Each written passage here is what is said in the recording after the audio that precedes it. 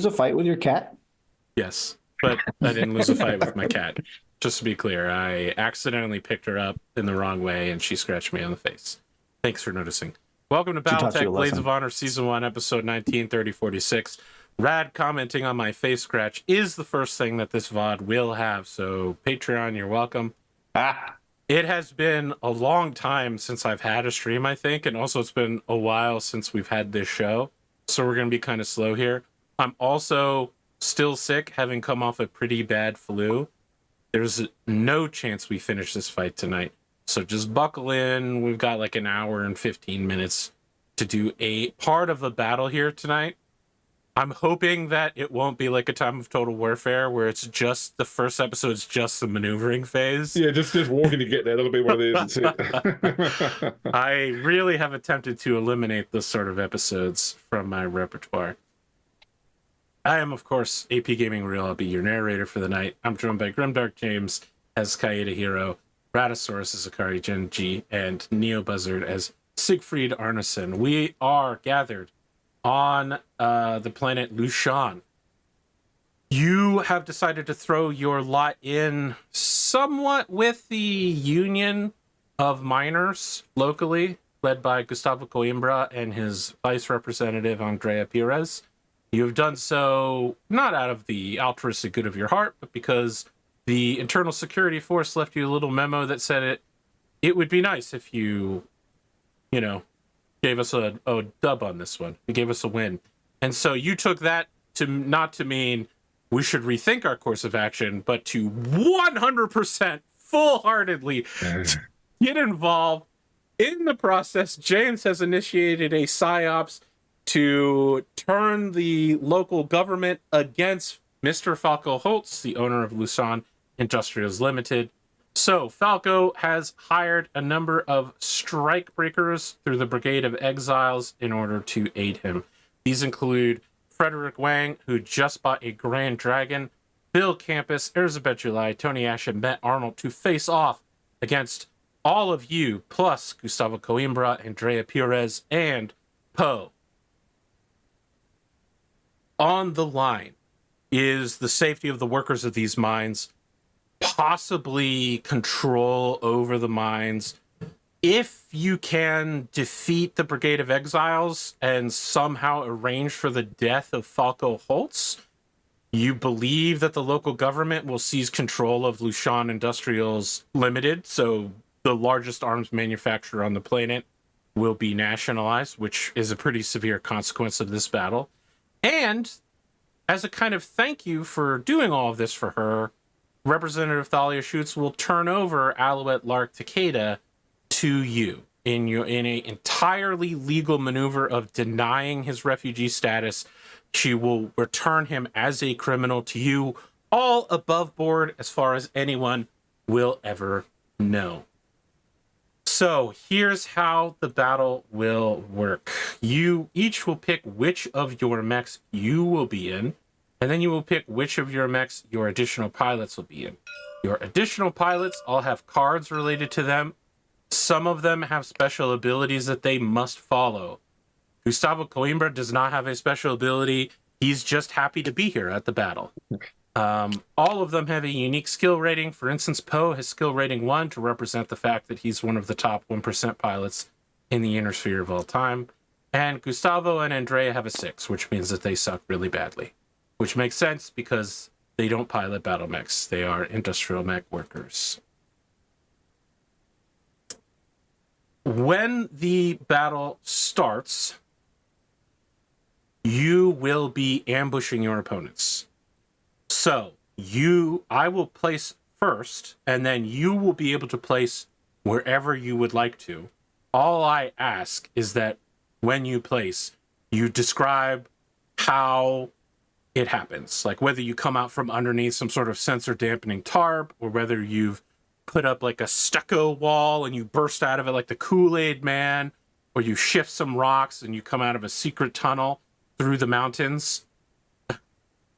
That water hex was actually a battle mech. Thanks. No. Secret No. tunnel. No. Secret tunnel. So, some notes here. Let me get the battle map up for our viewers at home. all of the I am seeing area- something strange. Let me pop. Do I need to reload? All of the map sections are on different levels. Some of they them are are. floating I'm in the about to air. explain that. Oh, Yeah, sorry. it's 4D chess. Okay, might be. Each of the areas that have the same alpha numeric code, for instance, A and A, are connected levels that require 2 inches of movement to move between.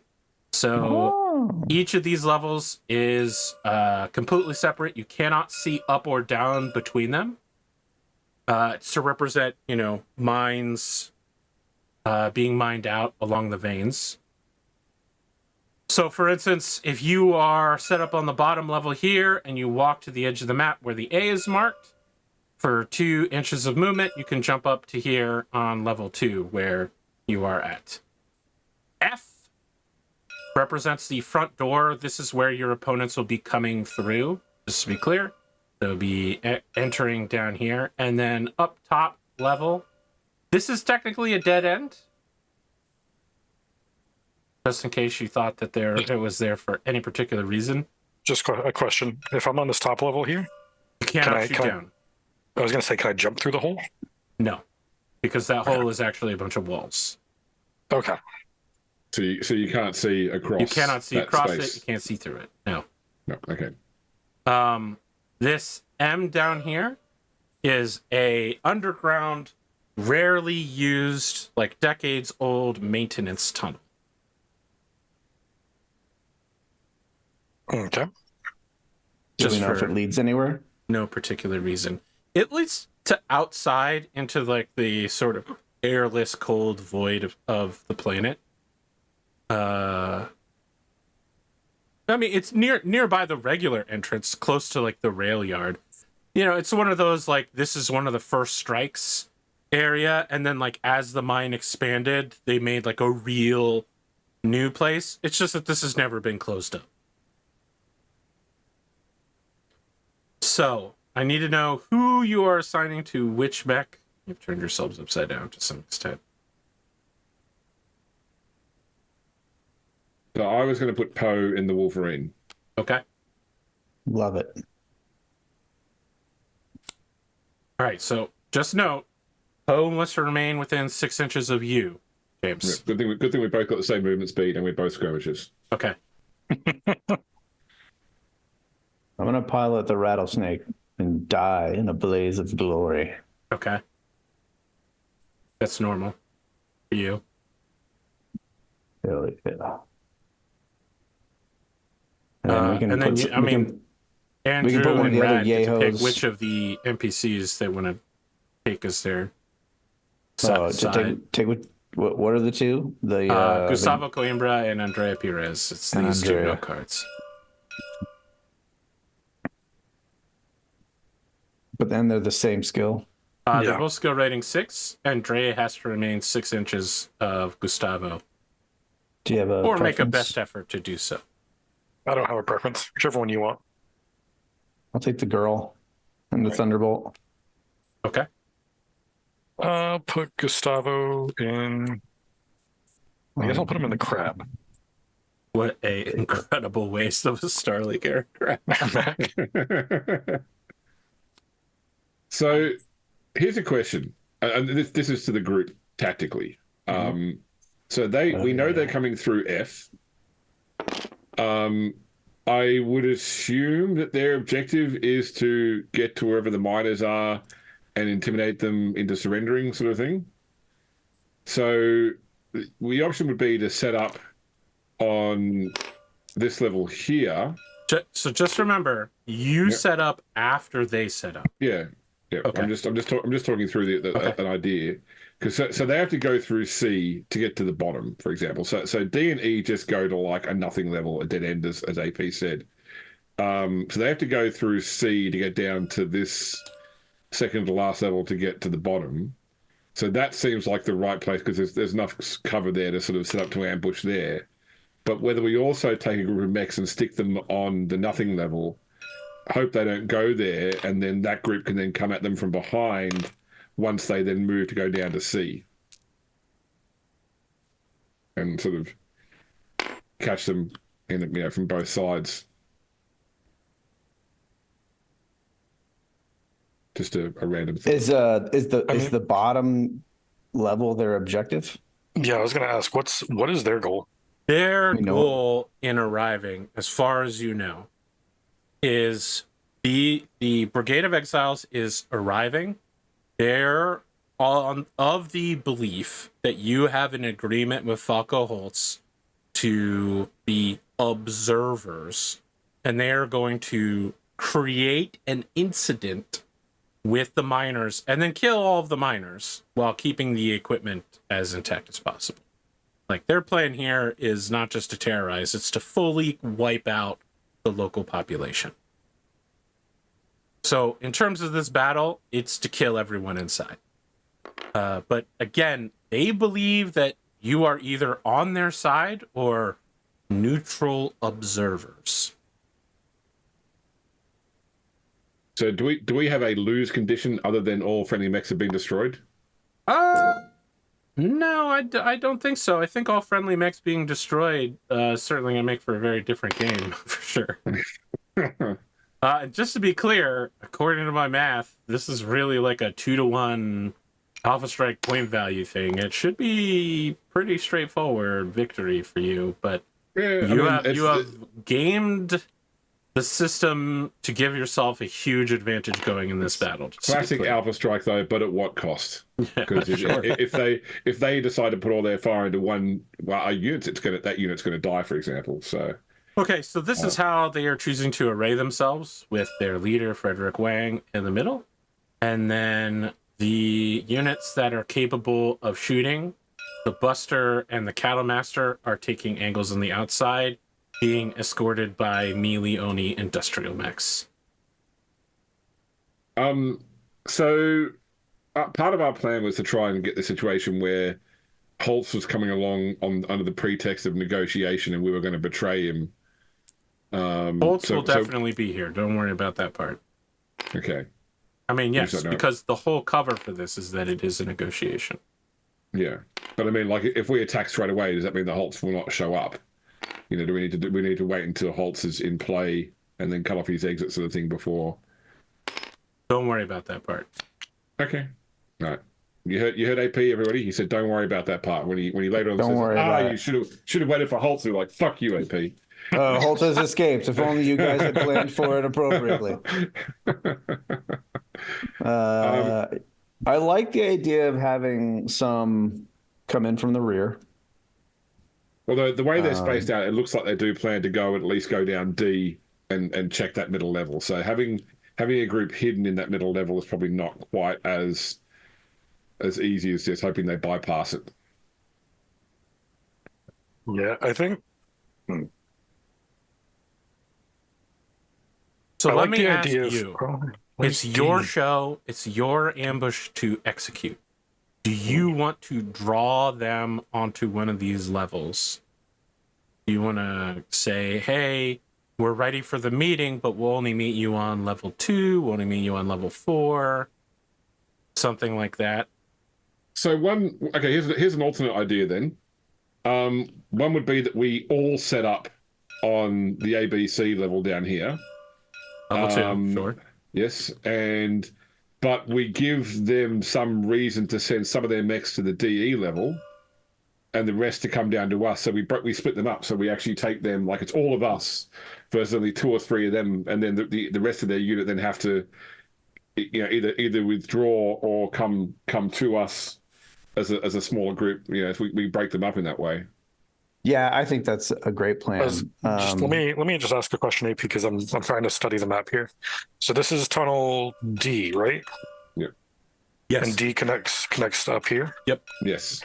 And then that's E, and E connects here. Yes. Yeah. Okay. And then that is the entrance. Exit of the mines. Right. And then C connects over here, right? Yes. Yeah. Okay. So just looking at this, I would say we should set up down here, because this top map is essentially just a big circle that's going to take them back here.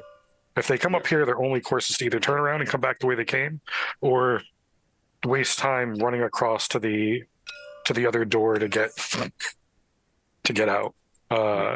just to get back to the level they were just on. So I think the miners have all been encouraged to shelter in the M shaft so that they are not in the line of fire.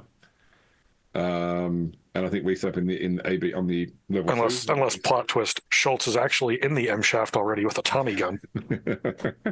My only thing is Holtz, Falco Holtz, not Schultz. Yeah, that guy. Based on our opposing forces here, ABC level seems to me to be the least advantageous level for us. Where they consist of mostly melee mechs that are going to want to have like a lot of cover and get in close. And they only have 2 mechs that even have a long range weapon. So like, I don't know if the knife fighting fight is, first of all, we way outgun them no matter what. I don't think we're in a lot of danger. But are we treating these hexes as 1 inch? We're treating it as the ruler number. Okay. We're gonna use the ruler. You use tab. Okay. Andrew, can you change off of yellow, by the way, because it covers the numbers on the. Oh yeah, gotcha. Change color. A classic Eric Bulgaris move. But yeah, you see what I'm saying? Like, I'm not saying we can't get it done on ABC, but I do think tactically it's our least advantageous level. But I also don't know if it matters that much. Yeah, I mean, the thing is that unless we can fight them on this circuit level, we're not going to get good sight lines until they get to the very bottom. Yeah, and we don't really want them getting all the way to the bottom. So, actually, I wouldn't even say that the bottom would necessarily be that bad. Because I mean, as a fight, no, I don't think it would be. But it is like danger close to like their objective, which is killing all the miners, right? Yeah. Right. I mean, just to be clear, they're not going to be like, I'm going to go kill the miners while a whole bunch of armed mechs surround them and like blast me in the face. Yeah. And I mean, depending on how they're moving, like, I don't think they're all going to be able to come through at once unless they all just want to waste time shuffling 4 inches a turn. How do we get them to split up, James? What do you tell them to make them? I'm waiting to hear this plan. That's the one I want to hear. The only thing I think I would be like whether we have some sort of put some radio equipment on the DE level so that there's indication that there are like miners there, doing something. That's all I could really think of would be to have some sort of, electronic lure.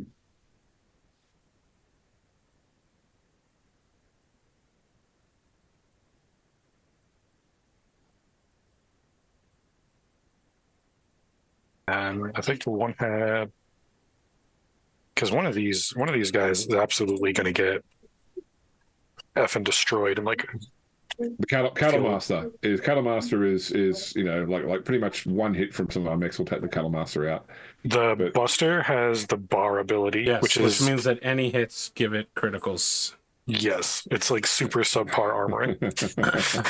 The Muckraker has basic fire control, which means that if it could shoot, it adds +1 to all shooting. I love the picture of it where it's got like the minigun, the rotary minigun. So this is the problem is that it's like a backronym mech. Yep. So they designed it around having the minigun, and then they were like, "Oh, but it's supposed to be a mining mech, so here's the mining mech stats." And I'm like, I want the mining mech with the backhoe. The Scavenger 2 also has basic fire control, although it also doesn't have any. Correct. God, it has no guns. Yeah. Jesus. But it's a size 4 though, so it's going to be brutal in melee combat. Yep.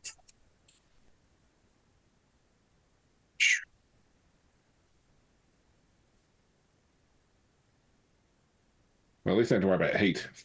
None of them makes any heat issues. You do have to worry about the searchlight, though. I mean, that can get really annoying.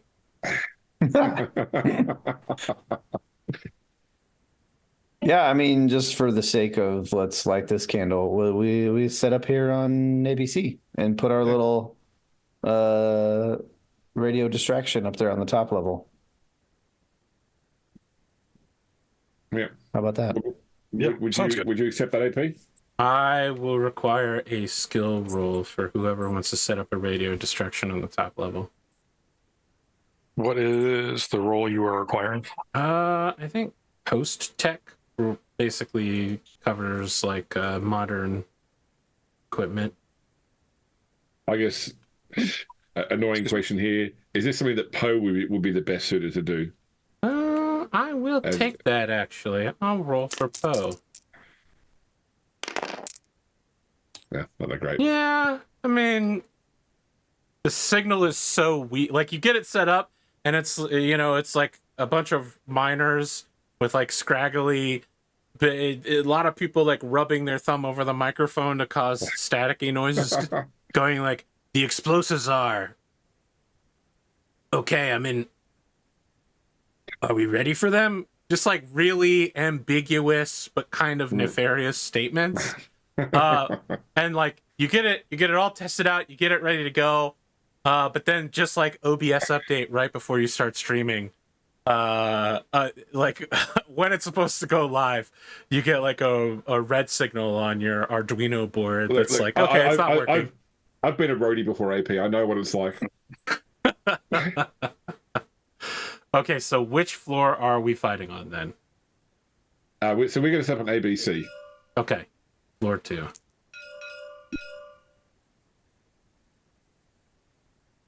I mean, initially they're not expecting for us to fire straight away, so we can sort of. I mean, they're under the belief that they are about to meet with Gustav Coimbra and Andrea Perez in their industrial mix, and then they're going to fucking murder these people and go on to start the killing fields.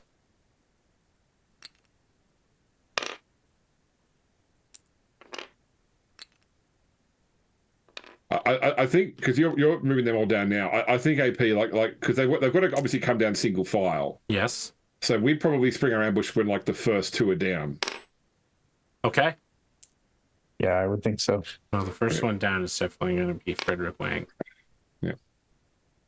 Followed by Freddie. Yes, I did name everybody after. I was wondering if anyone would ever notice. Named after what? Sorry.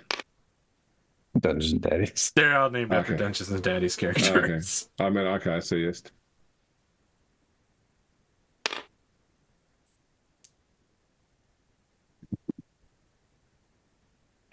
Okay, well, you all can set up now for your ambush. Where are the Mexican? Oh, I moved them all over here to turn off Snap and Grid. Oh, okay, cool. All right. So that we didn't have to do that open. Let's put Hear me out. Are you gonna say hold my beer? Yes.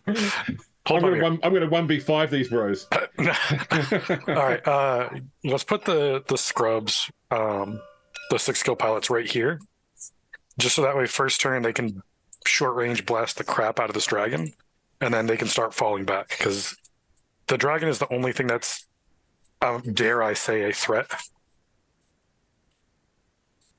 Yeah, I mean, I guess the only thought though is that they're sort of like they are mission critical. Those 2. Are they? Well, they're the leaders of the miners, aren't they? Do we need them to survive? AP, do we need them to survive?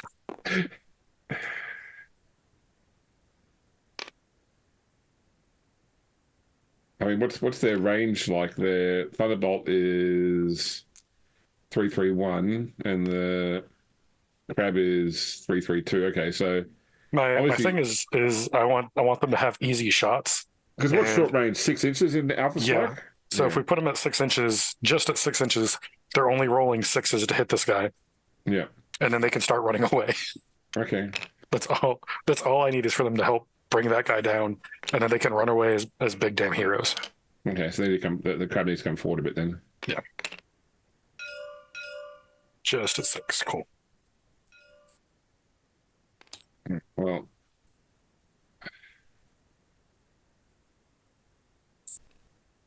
my stupid bitty Thunderbolt got my rotation set to 90 degrees.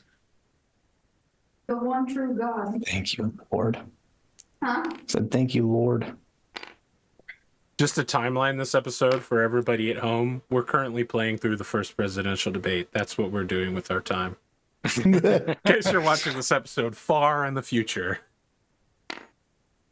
So can we'd be on top of these levels or not? No, I was about to they ask, how represent full walls. Yeah. How does elevation work in this? So it doesn't matter because I can't be up there, so never mind. Those are holding up the levels above us. I'm pretty small. I think I could probably fit in like a small crevasse. Could I fire enough missiles at them to start collapsing the? I mean, like this mine, we're fighting over the fate of this mine. If the mine collapses, it's probably a Listen, listen. You guys are setting your own objectives here. Just to be very clear. I mean, just to be clear, there's only 2 ways in and out of this mine. We could blow both of them up, wait for these guys to starve, and then say, "Oh, the strike's over." Look, the real objective of the Friends Medal on the way. So. Right. How do you do line of sight? You can I physically back look myself? from behind a mech and see if you can see the other mech from there. My wife is giving me double middle fingers for funsies. Okay. Okay. Yeah, you have a partial shot on Frederick Wang. Okay, yeah, I want to be able to see the first guy, but not the bad guy. That's correct. So it will be more difficult to hit him, and vice versa, given the sort of angles involved here. And what's our skill, by the way? Our skill is 4? Your skill is 4 right now. Yeah. 1-1. No? No. Okay. Your skill level is 4. Okay. Let me actually. All right, Butch McGurk coming out of retirement 30 years before. Yeah. Let me correct myself. Are we getting like a full turn of like movement and shooting before we start? No, I mean we're starting the battle now here with the tactics. I mean, they're going to walk down and see the two leaders in mechs, you know. So I think that they're going to know straight away. Like at this point, this is when everything goes. Well, I was going to say, as like an ambush, could these two have started out back here, walked out, blast him, and then they get their TMM? I mean, turns in Battletech are surprisingly long. I think it's like 30 seconds or something. You know what I mean? Can you imagine being a military vehicle and being like, well, you know, I'm fully ready for combat here, ready to slaughter these noobs. I haven't shot. Okay, I better just double check my toggles. Don't you? I just accidentally grabbed the crab. I'm sorry. Yeah. That's fine. I mean, moving back an inch because you've only got to move an inch to get your TMM. Yeah. Yeah. So. Well, that's what I was asking. If we're getting a chance to move beforehand, before we start shooting, or if we're just skipping straight to the shooting. To move before shooting. Any movement you want to do is decided here. You can pop out of walls. You can come out of the floor. I mean, it just sounds like you're all pre-positioned and ready to go to me. But how do back shots work in this? Like, if you are but on the back, so front and rear is determined by the 50%. Like, if you're in the front half of a mech, you're shooting at the front. If you're in the rear half, you're shooting at the rear. Rear shots give +1 damage, I believe. Can you be shot if you're standing behind somebody? If someone can get behind you. Well, but I mean, like you can only shoot in your forward half, I believe. The person who you're standing behind cannot shoot you back, is what you're saying. Correct. Yeah. Okay. Let's have the rear trait on their mech. So, like, if I were here, neither one of them could shoot at me. I think they're walls, though, aren't they? Though. Those are not walls. Those are just widened cave exteriors. I spend a destiny point, and okay, it's not a wall anymore. No. Instead, a tidal wave of lava proceeds towards mine enemy. So just to be clear, before you do anything, the Grand Dragon does have the rear trait, so it can shoot behind itself. Can it shoot all of its guns behind itself? No, it can only shoot 1 damage behind itself. Oh, okay. I can't be here, right? They just walk that way. You can be there if you want to interrupt them. It won't be able to come down, but the Cattle Master will be able to clobber you or shoot you. Sure, I'll just be here. Okay. Right. And I want the way my mech appears, since it's so small, is I want to have like cables and come down like Attack on Titan from the ceiling. Not like the Acolyte episode 4 where you just slowly descend super creepily. You want to come down Shiga style from Attack on Titan. Your rattlesnake is suddenly whipped super fast down from the ceiling. Okay, so is everyone where they want to be now? I believe so. All right, great. I'm going to reveal the twist now. Wait, there's a twist? There's a hurricane taking place. A king crab erupts from the buster. And Atlas 2 erupts from the maintenance tunnel. Oh boy. Oh boy. And that's Falco. It is indeed Falco Holtz. Yeah. So, just to narrate what's happening, yeah. the 5 members of the Brigade of Exile are all doing bits as they're coming in over encrypted radio comms, where they're just like, okay, so we should have a plan, right? Like, what are we going to say to really frighten them? And then you hear Frederick just go, no. Listen, this is what we're going to do. We're going to make them think we're really here to negotiate. We're going to start the negotiations, and then we're going to suddenly betray them out of nowhere. It's going to be so random, they're just going to be completely shocked. And then Falco goes, we send them a gif of that guy yelling, surprise, motherfucker. As Frederick comes down and sees, like all of the mechs here, there's some confusion because like there's a thunderbolt and a crab, and he knows that those were just bought out from under him. So he opens comms and it's just like, hey, welcome, fellow nobles from the Draconis Combine. Just wanted to say we're here for you to stand back and stand by. We've got some negotiations to attend to real quick, and I know you're here with us today. And that's when this rattlesnake drops from the ceiling behind him. Through the maintenance tunnel, a message crackles from Falco Holtz as he says, "You did not truly think that the head of a mech weapons conglomerate has spent hundreds of years without a family mech, have you? Now I will crush this foolish rebel." Wait, did you guys turn against us? And there's just mass confusion among the Brigade of Exiles. He just hears the scream of his own men as we silently open fire on his group. Okay, so who is rolling tactics for your guys' side? And you will roll the tactics skill you have in Stars Without Numbers as a bonus or negative. Well, better go. I think I have a decent one, but I'll just... I only have tactics 1, so... Okay, well, Falco has a 12. Let me pull out my...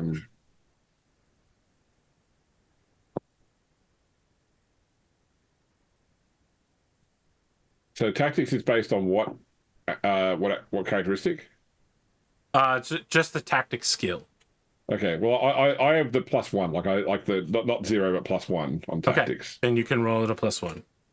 Okay. Does anyone else have? Is that what you've got? You need to beat a 12. No, you've got the 0. Okay. You're good. You go. I'm not going to beat it 12, but I'll still roll. I believe in you. Spring Break, I believe in you. No, it's 8. Okay, so it's 6 and 6, and you all are moving first, and then Alpha Strike is you go, I go deal, right? Where we switch between every move. Am I crazy talking here? Sounds good. No, I'm asking the 2 Alpha Strike players. I literally have not played Alpha Strike in months. I love everything you just said. Yes. Give it the old Paul Dameron. Who talks? I talk. You talk. Who talks first? Oh my God. Hey, that was actually one of the best scenes in that movie. I thought at that point we were in store for an incredible trilogy. Little did I know. I thought the first movie was okay. I thought it was quite good. Liked it. I liked it as well. Yeah, so it should be 1 for 1 right now. Yeah, because so you have 6, we have 6. You're choosing someone to move first. Yes. Move first, shoot first. The moving is all going to happen now? Yeah, so we are moving. I thought we weren't moving. Yeah, I thought we were getting one round of shooting before. I thought we were just all shooting. You get your turn, right? Which involves moving and shooting. Okay. Oh. That was different from what was communicated before. Oh, so we would have put these guys an inch back so they can then move an inch forward and get their TMM. Okay, sure. That happens. Yeah. They have TMM now. Okay. So I definitely don't think that, Frederick is going to charge into melee with a thunderbolt. It doesn't sound wise. The crab might be all right. Do we have dice somewhere? Just a bag of infinite dice. There's these faction dice right here. Yeah, there's a bag of effects. Use How these faction James? dice. Why would you do that to a table with 2 ADHD players? These guys are going to start pulling random shit out. You realize that now that you've pointed it out. So let's move the Thunderbolt back and move the crab back, and then we'll say one of them move forward. So the crab has now moved forward. Sure. And the crab has got his. He's got his TMM. God damn it, Red. I fucking told you, James. I told you about those stairs. Get out of here, Smoke. Hey, don't get me wrong. I did battles in a time of total warfare where I had strategically placed smoke and stuff. I don't think this battle needs it. We'll see about that. All right, so we have moved one. Okay. Is it? Oh, You Andrew, sorry. then also it shoot, is, right? Yeah, it's you take your full turn. I've not played Alpha Strike since I played with AP last time. Wow, that So, was a long time ago. Yeah. Hey, Alpha Strike player, So what are you doing? Neobuzzard. Yeah. You do movement and then you do combat, right? No, All we at once? do. No, there's a movement phase. We're all going to move. Yeah, Then- we'll move. We lost initiative, so we do all our shooting first. Then you'll do all your shooting. Okay. Yeah, but none of that damage takes effect until after. Until It's, after. I mean, yeah, just yeah, like that's right. everything else. Correct. Okay. There is no melee phase. That'll happen in the combat phase. So we've moved one. Yeah, it's your So turn. we have moved one, so it's your turn to move So I one. need 6 movement just to get here. I did not know we were moving first. I would have done things very differently. Right. I thought we were going to wait until these guys walked up here and then everyone was just going to open fire. I mean, I think that that's pretty reasonable. If your whole team, and you know what, I probably am on film saying that and just not explaining myself well. If we want to just do a whole phase of shooting right now, is that what we're saying? Yeah, That's what I thought. That's what we thought. I thought we Let's thought do we it. got That was my combat understanding. phase. All right, Right. you guys are all. Yeah. Well, that does mean that their whole team basically doesn't shoot except for the 2 people in the front. But that makes sense for an ambush. That Let's was the do it point, that way then. Right? Let's do it yeah, that we way. wanted to. Yeah, exactly. Okay. Okay, so Okay. you guys all shoot AP, first. can I ask just for my own sanity that you give me like 3 little infinite dice bags here?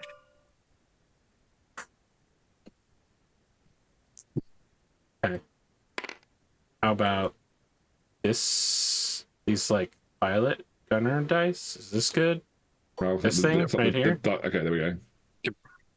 Oh yeah. And I was just gonna say maybe make them I can make the dice different colored. All right, who's shooting? I'll Let's do it. I was gonna say let's do the crappy guys first because they're more All likely right. to miss. I mean, if the 2 of them manage to absolutely jack up that dragon, then I mean we can put our fire on the other guy and All right. So they 6 to hit. yeah, they just need 6s. Yeah. Okay. So Just to be clear, these guys all get their TMM defensively okay. because they did walk. Yes, that makes sense. Okay, so 6 inches is the rate that you is short range. So you Yes. start at a 6, you get the TMM for them. For the dragon is +2, so it takes it to 8. Yes. Okay, so I click the 2d6 button. Well, you also are moving, correct? Right? No, we No. were standing here. Oh, Waiting, you're waiting to standing here ambush. waiting. Yeah. For some reason, I thought that these 2 were dashing around the corner, but No, that's what we thought because when you told Okay. us to move Then first, yes. but then we corrected it. sure, go If ahead. there's- You need an 8 to They hit. each Actually, I had was gonna say a if they're- mech-sized cardboard cutout of stalactite that just falls down flat in front of them.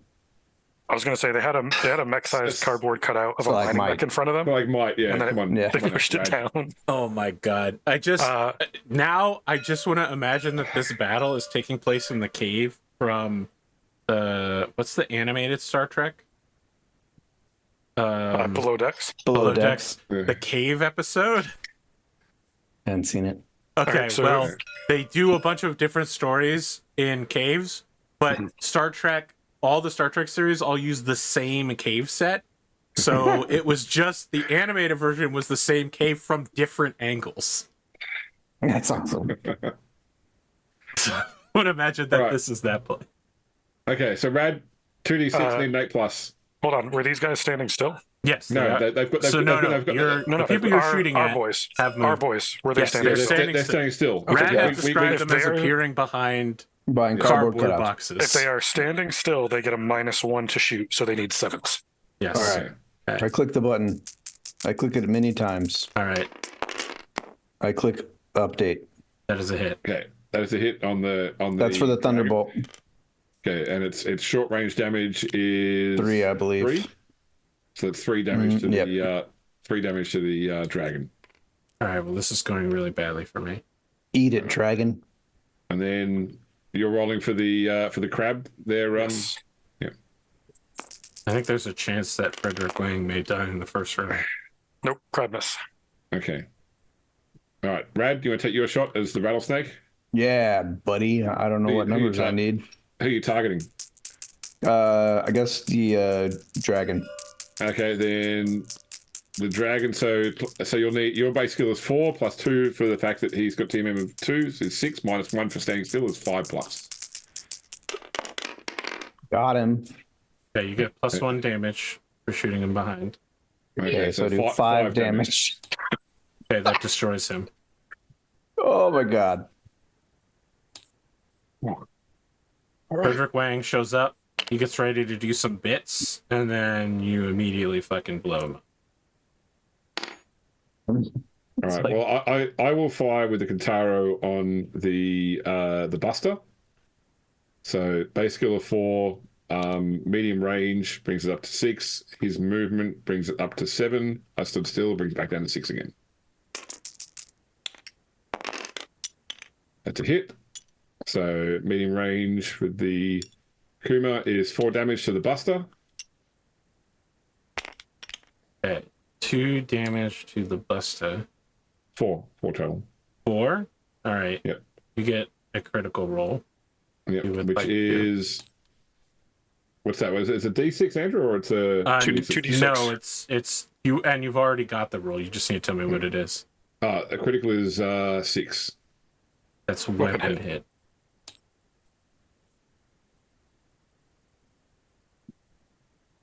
Well,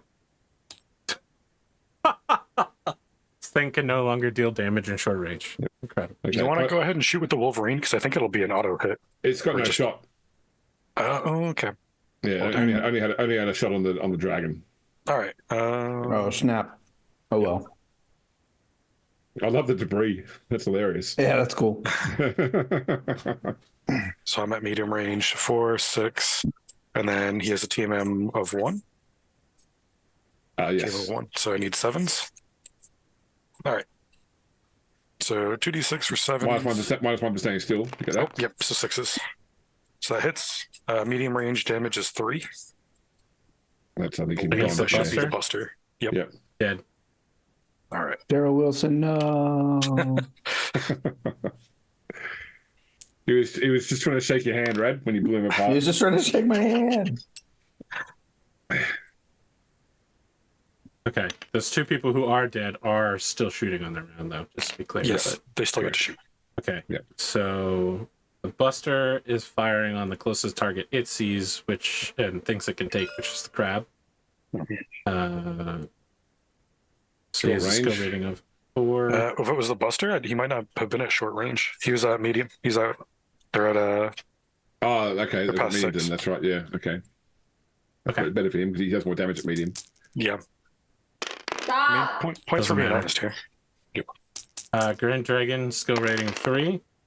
That also will not hit. Ooh. Oh wait, you guys don't he's a have 3? You guys don't have TMM, right? Yeah, no, the dragon was at 3, right? Yeah. Or was that short range, right? Yeah, the short range. short So range. he's a 3. Yeah, he only needed 3s. So yeah, the dragon should well, hit. he also walked, but yeah, it's a 5 is still enough. For walking. There's no modifier for walking in Alpha Strike. Well, I mean, technically, if you don't walk, you get a -1. So Yes. really, if you assumed not walking was the standard, it's So a he does +1 for two walking. damage That to the will crab. actually hit. So Grand Dragon does 2 damage to the crab. You gonna track that, Andrew? Yeah. Let me get my pen here. Hold on. Let me lock the cards so that you can draw on it. There you go. All right. Well, you beat their 2 strongest non-Atlas players immediately. Great. So now we go back to our original initiative roll of 12 and versus 8, shall we? No, I think it's a new initiative roll. Oh, okay. That's hopefully 10 benevolent on my of you. part. 9 on my part. Okay, so you guys are still moving first. Yep. So you want to move the crab to get? Yes. Yep.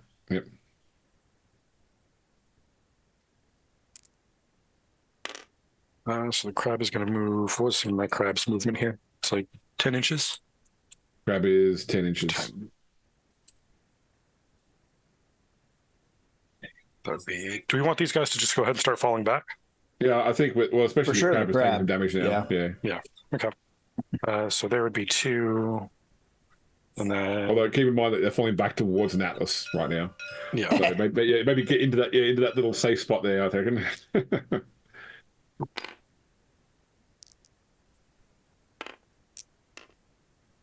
Right, so we've moved 1. Yep, we've moved 1. The Atlas sprints Hoo-hoo. 9 inches. How does sprinting work? You can't shoot, but you move 1.5 times speed. Ah, yes.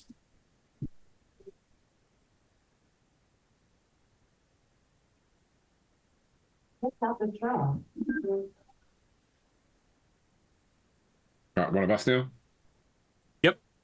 I believe 2. No, still one of you. Yeah. Okay. So we do have the accommodation for you have more people, but I think it kicks in next time. Next okay. round. Well, I'm going to move to here, which will give me a TMM of 2.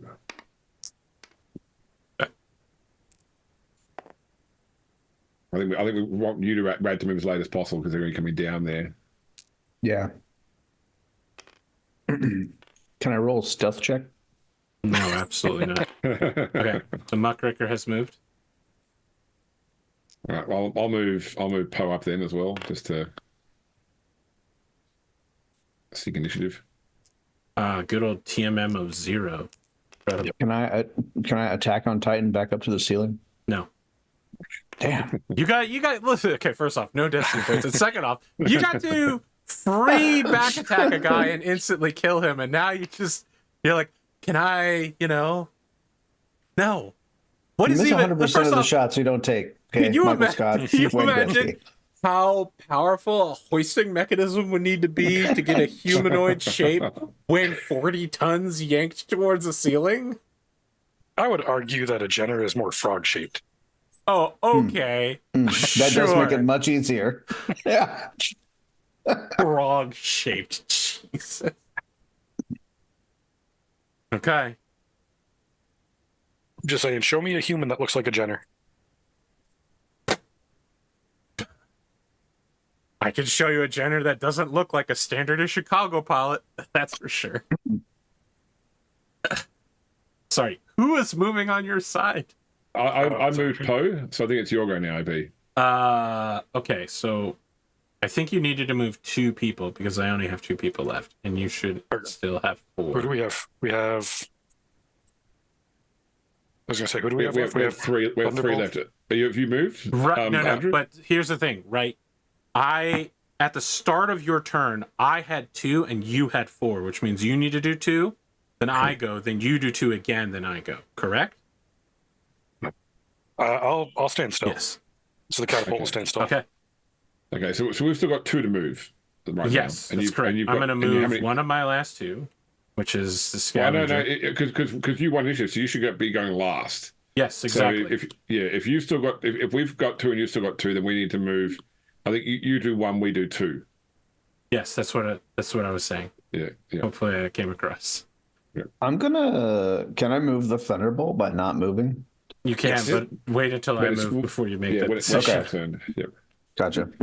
Also going to sprint. 1.5 times 8 is 12. 12. They're running away, it looks like.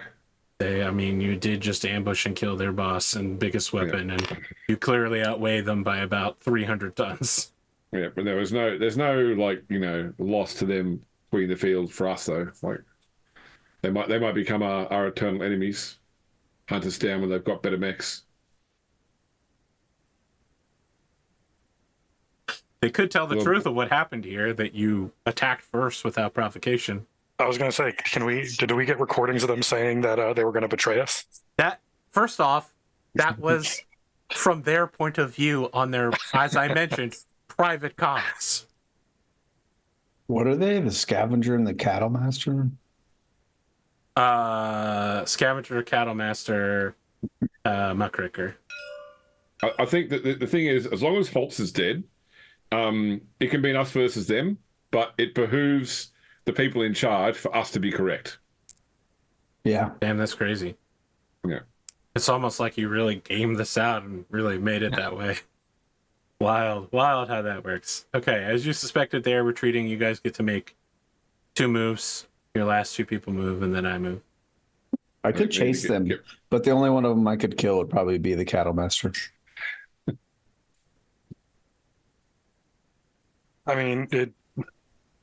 Because what is it? It's the Muckraker and the Scavenger? Yeah, they got a lot of health. That's cool. But at the same time, they literally can't do anything to you. Yeah. I think you're fast enough to stay out of their melee range. Like they have. Yeah, they can't hurt me, but they'll just get away. That's what I'm saying, right? That's fine. Just prep for Atlas assault. Yeah. Where's the Atlas even moving? I guess he's moving towards A. Towards us, yeah. Okay. All right, I'm gonna get some. I guess I will move the Thunderbolt. How far can he move? 8. I haven't moved. Ooh, actually, the Thunderbolt is the girl pilot, right? Yeah. She's got to stay within 6 inches of the crab. Oh, she does. Yep, that was her whole shtick. That's 2. The girl pilot, you mean 4. full-on woman? Right there. Yes, That's is that her? That's her call sign. Call sign's full-on woman. I like it. My wife. I want to. You better explain to her later that was you doing a bit. And that is not something. That's what Arthur just told me. No. Okay. All right. Oh my God! Don't do that. Do not do that. I hear she says somebody that laughing. sounds very progressive and empowering. My God.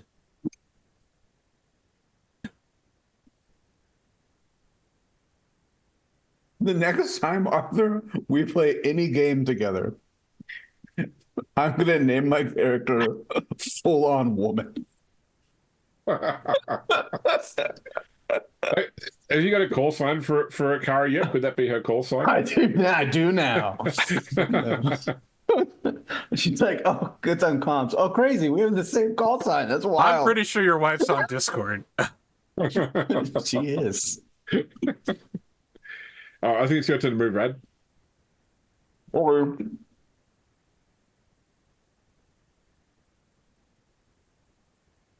And then we see if the Cattle Master is insanely brave.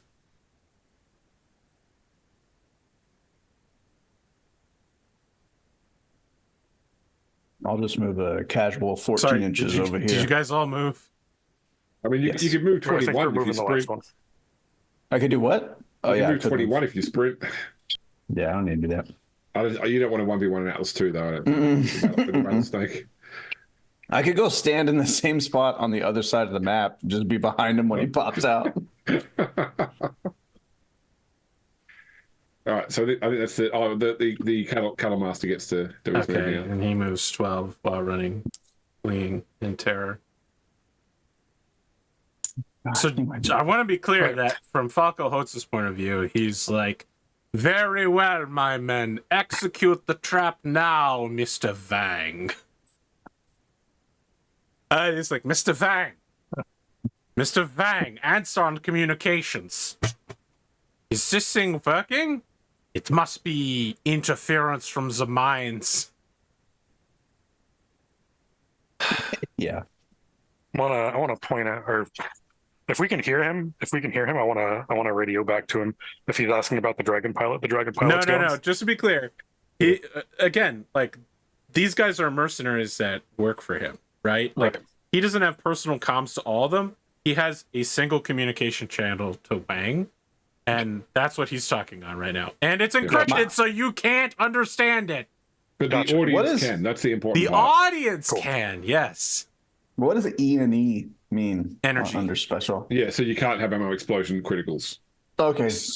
Well, I have ECM. ECM means you can detect hidden units. Well, or you can scramble up his radio a little bit. You can block things like C3, that sort of stuff, but nothing that he's got is affected by ECM. All right.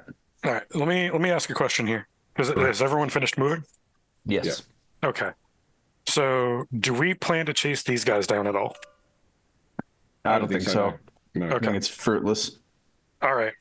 So if we wanna finish this tonight, it's gonna take the Atlas 3 turns to get to us, unless we wanna move forward to meet him on this map.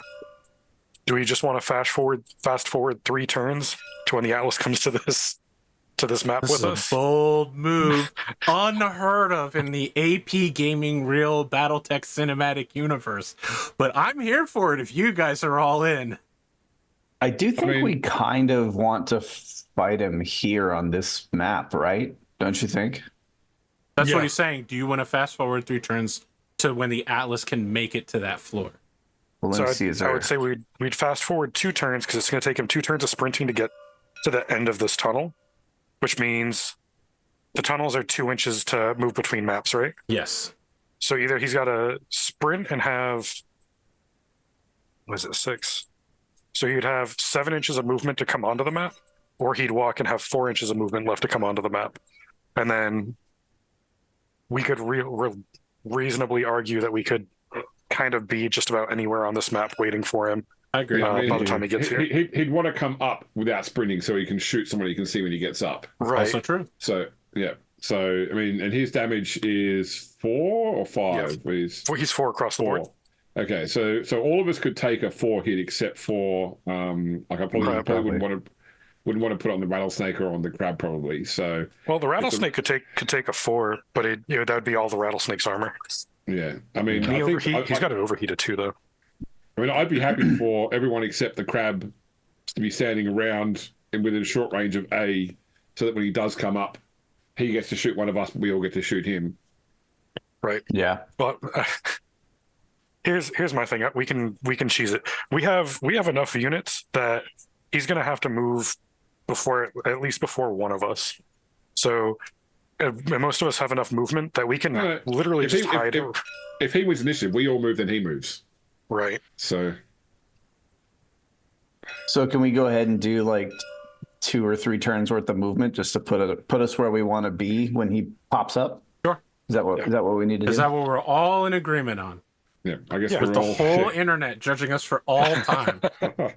So we'll put ourselves where we want to. I'm taking my toys off the battlefield. Within 3 turns of movement. We'll put ourselves where we want to be. We're going to do 2 turns of movement because 2 turns of movement puts him right there. And then we'll roll initiative. And then we'll do the turn that he pops up on, right? Okay. And then we'll play out the 3rd turn like normally. So we'll roll initiative. He'll move on. We'll move wherever we want to be. That's pretty good. Now your smoke effect makes sense now that there's 2 dead mechs here. Yes. Smoking corpses of your enemies.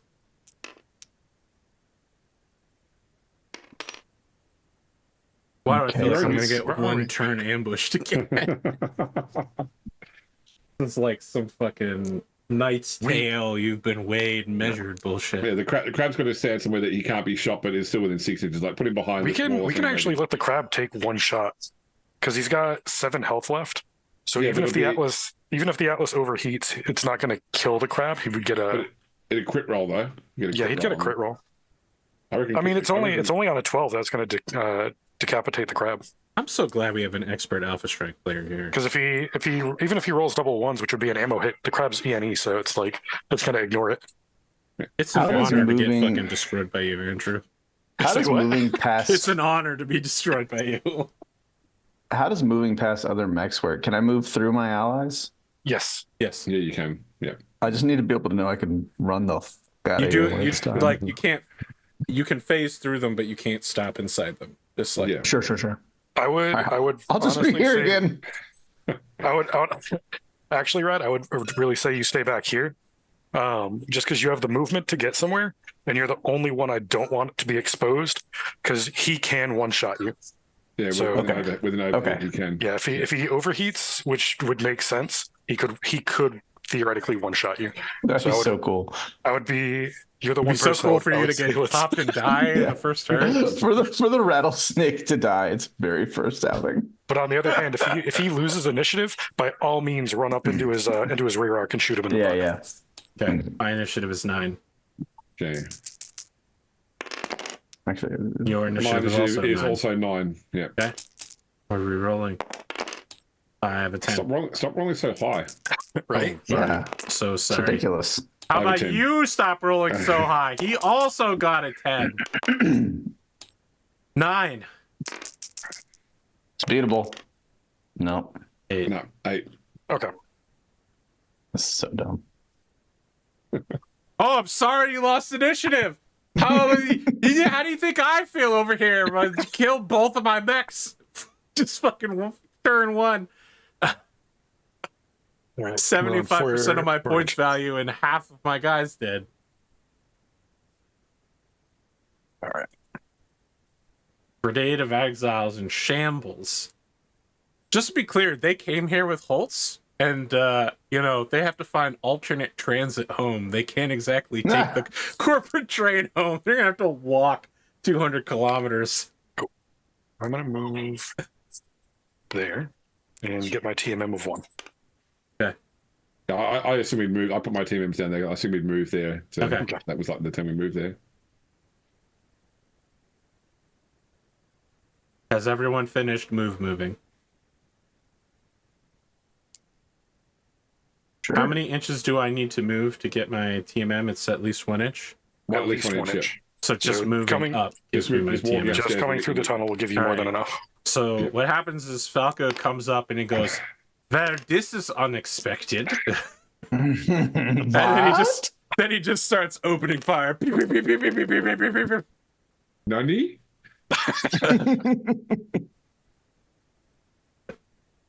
Okay. What's his skill? Get to shoot. Yeah, well, that's what we all get to shoot first, don't we? Yeah. Yep. Then he still gets to shoot. Who wants to go first? I'll do the crab first because I moved the crab into short range. So she needs 5s. He. Right? Or he, yeah. No, yeah, he, yeah. Right. It's Gustavo in the crab. Correct. So he's a 6. Nope. Hold on. Not 5s. He's a 6. 6. With short range, we moved, TMM 1. So he'll 7. need 7s. Okay. Just enough. All right. Yep. Just hits for 3 damage at short range.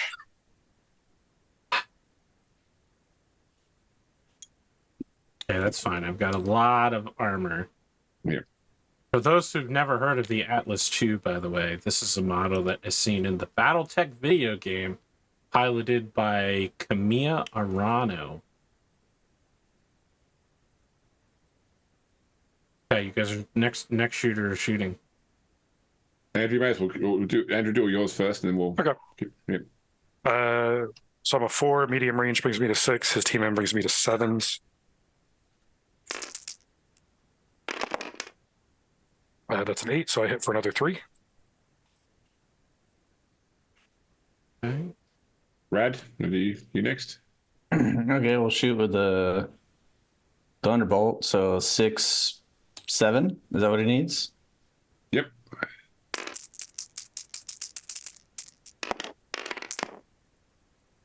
I'll do That's a it. hit. So that Thunderbolt is a further 3. Yep. That's fine. I still have 1 point of armor left. Do you have a bead there, Rad? I don't know if the I don't think you can do. the rattlesnake see him? I don't think so. No, I think that was the intention of where we put the rattlesnake, was so that the rattlesnake couldn't see him. Okay. Okay. So it's your chance. All right. Kintaro will need a 5. If it makes you feel any better, AP, I don't think we have enough damage to kill the Atlas outright this turn. That is 4 damage. Okay. Critical. 3. Crit roll is a 3. That is a 5. Engine hit. Ooh. Never mind. If we can get one more of those. Okay, and then the Wolverine needs a 2. Yeah. That is a hit. So that is a further 3 damage with a 9 crit. 9 is no crit. Okay. I'm unloading on the crab. That almost certainly will hit. Unless you have a TMM of 3. No, the crab has a TMM of 2. Okay. That's 4 damage to your crab. Okay. The crab should have, I think, 1 structure left. So go ahead and roll your crit. My crit is 9, which is no crit. Wait, you said you did 4 damage? Yeah. Yeah, he's 1 point in. Okay. Yeah. Didn't overheat. Cool. So he's got 3 structure left. I actually do overheat because the engine hit makes me overheat every turn, right? That will take effect until next turn. Weapons, right? Yeah, next turn, because it didn't have. Yeah. Critical hits don't take effect until the end of the turn. Right. Yeah. So next turn, if you fire, you'll get heat. Yep. Yes. I'm surprised I actually get it next turn. If I had thought to overheat the catapult, and if we had overheated the thunderbolt, we maybe could have done it. So just to be clear, yes, this guy comes up through a mining tunnel, is certain that he is on the cusp of total victory over his union. Sees 5 battle mechs standing there, basically shits himself, and in 30 seconds after that, has fully lost 80% of the armor in his ancient war machine, melting off of his body as truly like $10 million worth of C-bills of equipment is destroyed.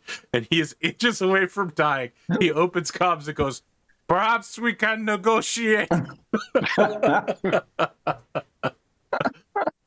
Strong initiative. Oh, James beat me to it. That's a total 8. No, it's the person who rolls second who loses. No. I don't know. You know what? I'm gonna go. Can we tell him to search? 4 inches of movement, and then I'm gonna turn around. We tell him to surrender his battle mech to us, and we'll extradite him off planet, and we'll fake his death for him.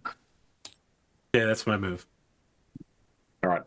I think the rat maybe get the crab out of the way somewhere. Well, it's all of us maybe now, so we move whatever order we want. All right. I figure the crab and the thunderbolt go ahead and the crab's going to move back. The thunderbolt has to because it has to stay near the crab. Yeah. What's it cost? 2 to go down. 2 to go down. Yeah.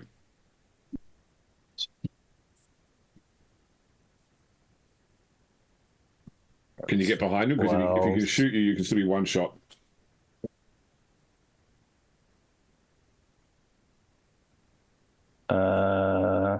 Actually, yeah, I think I can get behind him. Let's see.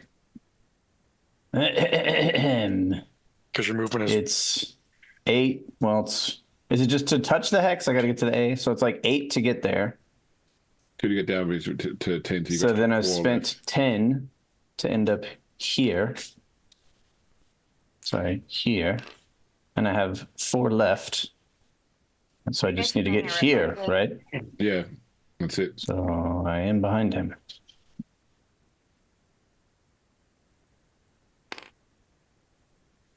Let me get mine down so I get out of your way first, Andrew.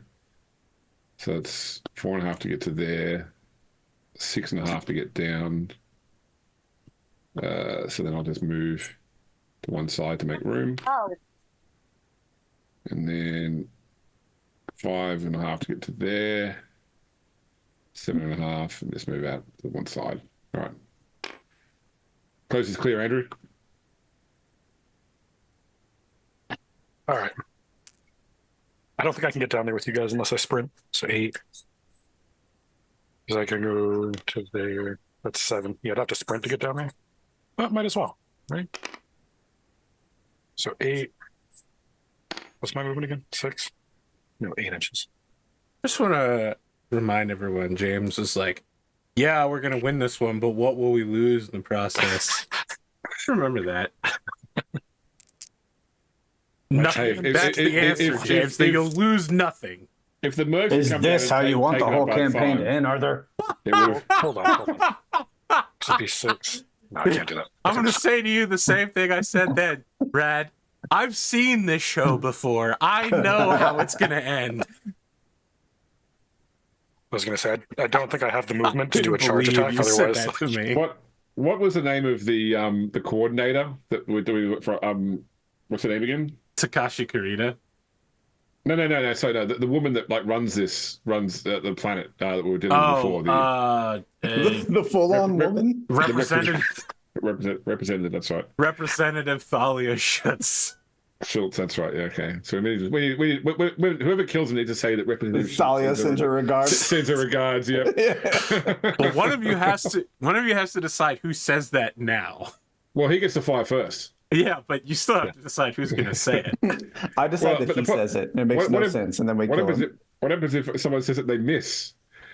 I mean, how about this? I'll say it because I have shot. I'll say it because I sprinted and I can't shoot this turn. Which means I can be the last one through the tunnel and just say it as I show up through the tunnel. So Poe can't miss, so he's guaranteed to die. But Poe also he wouldn't say it though. No, he wouldn't say it. No. So I think it probably needs to be Hiro saying it or Akari. Yep. I'm gonna shoot the Wolverine just because it's the smallest mech that I can actually see. It's my only. So 3. I moved. AP, just because that is 5. Just because we know the Atlas is going to go down this turn, it would be wise to go ahead and say you're going to overheat for 2. Well, so you'll do 6 damage. Does the heat scale add? It's not going to add anything until mind game me. All right, I'm not. Falco Holtz doesn't know that he's about to go down. He's fully convinced that he's going to win this battle with superior technology and heavyweight battle mech power. Okay, well, he just has to get. He just needs to get some breathing space. If he overheated for 1, he would still get a turn of shooting next turn. If he overheated for 2, he couldn't shoot next turn and not shut down. I'm not trying to mind game. Don't make things worse for you. Okay? He shoots the Wolverine and he hits. Barely. Perfectly. For 4 damage. Okay. Oh, you're pre-gaming a fucking smoke? You son of a bitch. You want to start with Poe shooting? No, because Poe will kill him. That's what I'm saying. You want to start with... We're trying to finish on time and we have 4 minutes. Poe shoots last. You want oh to take the shot on God. Akari? You ever get Akari, you should take the shot. I'll shoot him. Yeah. I have to push the button. You haven't shot him yet, Akari? You should take a shot? Is that what you say over comms? Over comms, yeah. Wait, I haven't had a turn? Unbelievable. Rad, you have to stop edging the audience. You have to let the dice fall. Wow. And he misses. Embarrassing. All right. Representative sends her regards. Yeah. Wow, you're really calling that shot. And I missed it too. Then Poe will execute him. Okay. There we go. Poe hits 3 damage. Is this the first time in APGamingREAL episode where we finished a mech battle in 1 episode? For real? You're welcome. Yeah, I mean, you handed us a lot of you gave us a lot of gimmies there. Well, I thought the Atlas would be more significant, and I also didn't think you'd be like, well, let's split the enemy in half. I did hand you a bunch of gimmies. I guess I didn't anticipate how hardcore you were going to break it. That's fine. I knew going into this that you'd win. That's the important part. And you need these easy battles early, because it's definitely going to get harder as time goes on. But is the story we're going to tell that Akari 1v1 to Atlas? Yeah. Just to boost her story as an epic mech duelist.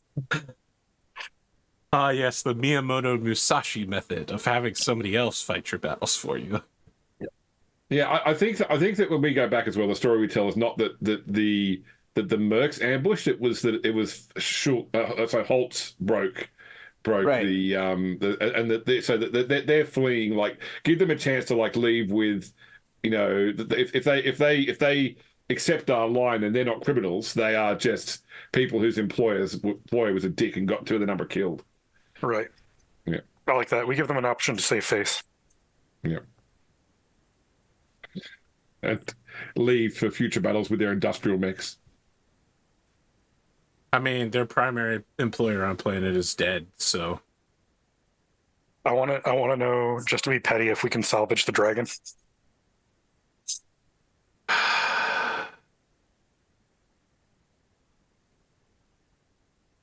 mean, my concern is we arrived here on a leopard, I'm assuming. So I don't know how we're going to get all these mechs back. Yeah, that's a good question. So you can salvage what you want, but if you can't transport it, we're fucked. we'll make it a roll. How about that? I'm assuming you're going to use Poe to do this roll, because he's a mech tech, and he's actually the best mech tech. Okay, on a 4, no. He looks at a pile of smoke with an arm and a leg coming out of it and goes, "Nope, don't think so." How about the Atlas? Do we get the Atlas?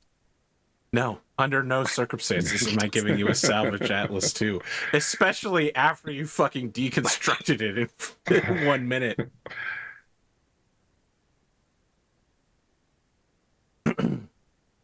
You can't just take all of the mechs that you have now and the total dub here and the 1500 XP I'm giving everybody for winning this battle. And I'm happy. I think I appreciate that. I would like to accept what you have offered me with grace.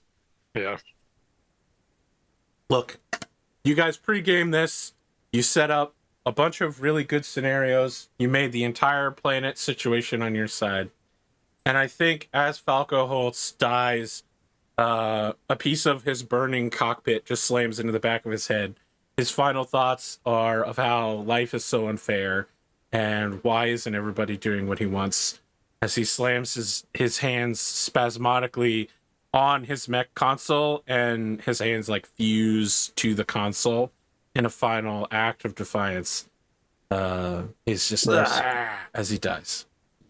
Can I use my Attack on Titan cables? No.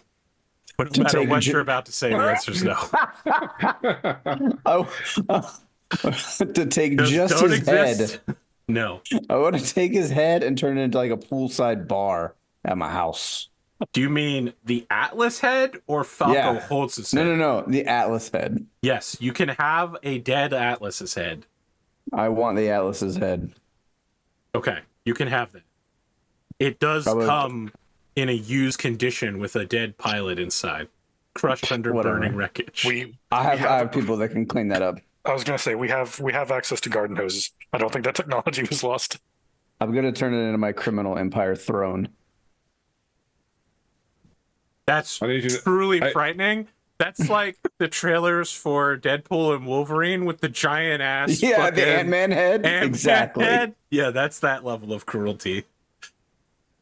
So, and by the way, AP, just on a complete side note, but since you mentioned garden hoses, the new expansion pack for Escape Room Simulator is Power Wash Simulator, Escape Room Simulator expansion. So I need you to play Power Simulator so that then we can all go and play the Power Simulator Escape Room. Power Wash Simulator. That sounds amazing.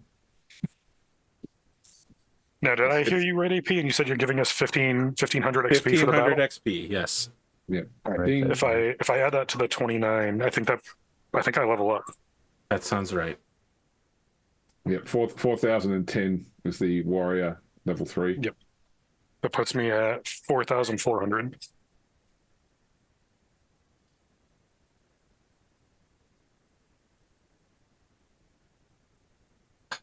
So next time, I think, unless you have reason to stay on planet and continue to do business, the first part will be a very quick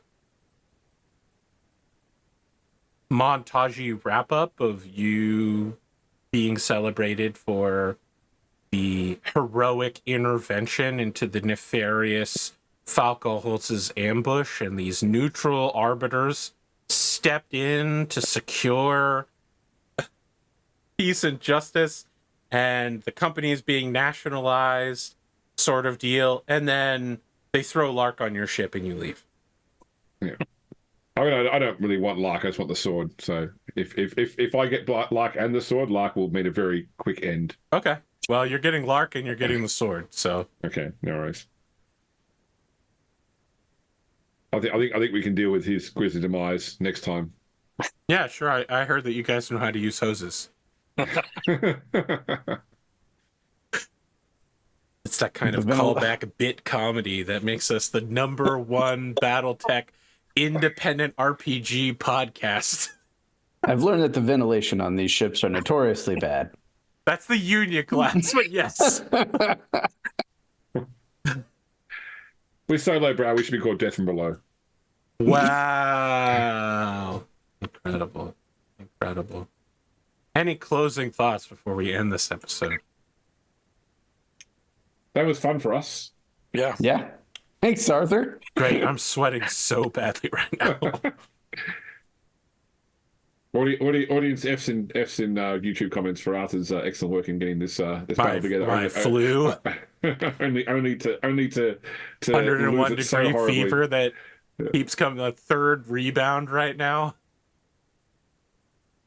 My favorite part about prepping for this battle is that, like, I wrote down who would be involved, and I was like, all right, you know, like, I'll be ready for it. And then I got the flu, and today I was like, oh God, I was supposed to prep it Wednesday, but I spent all Wednesday being in bed with the flu, and I was gone all day today. So I had about an hour and a half to prep this battle, and I got it done 10 minutes beforehand. Can I get your AP to, like, clip the last part of the battle, and only Patreons get to know who got the killing shot on Hoss? I'm sorry, James. That level of soulless monetization is beyond me. Only Patreons get to know who made the last shot.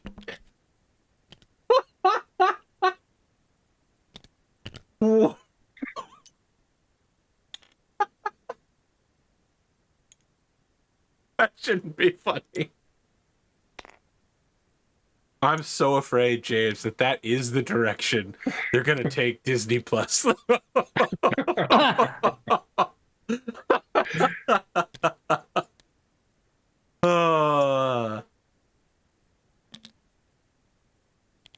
Could you imagine the Acolyte episode 4 where like the last 15 seconds is taken away and they're like, find out what happens next, and you never know that a dark figure drops out of the sky out of nowhere? You have to have Disney Plus Premium to get this additional scene unlocked. James, does anyone else have any closing thoughts for today's episode? I don't know. No, it was good. What was the rule AP? Did you have a good time, Arthur? I did have a good time, even though I lost really badly. Like, no, there was not a remote chance. I was like, oh, I'll probably like damage 1 or 2 people. Not even close. You damaged 2 people. you damaged the crab and the Wolverine. I kind of damaged them a little bit. What was the rule AP about if you want to get your skill down? Yeah, you could take the skill in place of something else to get your Alpha Strike skill down. Oh, so the Alpha Strike skill will go down after you've done a certain number of battles. Ah, okay, cool, nice. So I had it in my head that it would be every 3 battles, but you guys have been so reluctant to fight duels and mechs that I might have to change that. What do you get for hitting level 3? More skill points. Yeah, you're asking about the stars and numbers rules. Let me open that bad boy up. So of course you get to roll your new HP, which could technically be higher than what your old HP is, and there's also a chance that it's not. Yep. 3d6. I have a note here that says now. I rolled 2 6s on my level 3 HP. Oh, that might be from last time. I rolled like early or something okay, like that. well, then you roll should another roll- d6. I mean, 2 6s. Yeah, roll another d6. Okay. That'll be your third one. Just need to find one somewhere here. There's a blue one so over many here. faction dice. There's dice everywhere. This table's half dice. Got this blue one over here right. next to F. This I rolled one. a 1. So your 13. new hit points is 13 plus 3 times your con modifier. 13 plus 3 times my constitution. Which is 0. Modifier. Okay, which is 0. Okay, good. Okay, so it's 13. It's just It's pretty 13. good. It's much better than 7. Could I trouble you for some d8s? Indeed, you could. Oh my god! I just all tabbed back to the map and back to the game and saw all the effects everywhere. I don't understand what they all do. It's raining. There's a sunlight. It's two skill points every level. Is that right, AP? For a non-expert? I believe that is true, yes. I think page 64 is advancement. Page 65 is character advancement, yes. So non-experts get 2 skill points a level. You don't need to worry about training costs like fees, but you do have to pay the cost for class and non-class skills. Like, your non-class skills would be more expensive to buy. Have you rolled it, Andrew? Yeah, I got a 18, so it's 18 plus my con modifier, right? Plus con modifier yes, times 3. And you're a warrior, right? Yes. I've got the lowest hit points. I'm only at 10. You said page what? 65.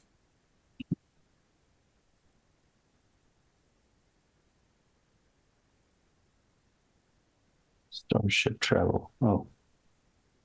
Okay. Are you looking in the original Stars That Numbers rulebook, or I'm looking at whichever one was pinned in the Discord. Stars That Numbers Core Edition?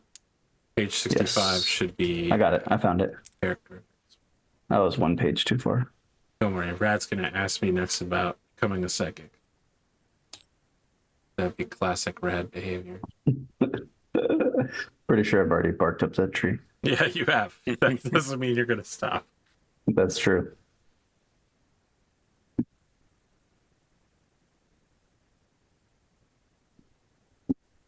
You can't increase your original stats, can you? No. Not without cybernetics. But you can buy skills to rank 2 now. That is true, yes. And James, you said we get, what, 2 skill points per level? Yeah. You do. Rad gets 3 because he's an expert. Okay. Well, I'm just going to hold on to those skill points because I don't really have anything I want to invest them in.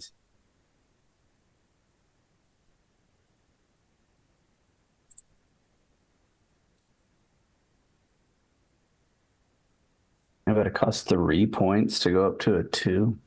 Yes. Wow. It's just not enough points.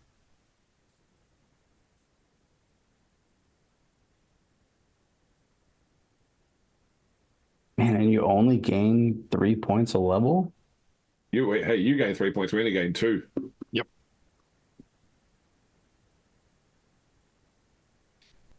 So reasonably speaking, you can only increase 1 class skill per level. This was from the age of role-playing games when only combat stats were actually important. Mm. My combat stats suck too. What are you on about?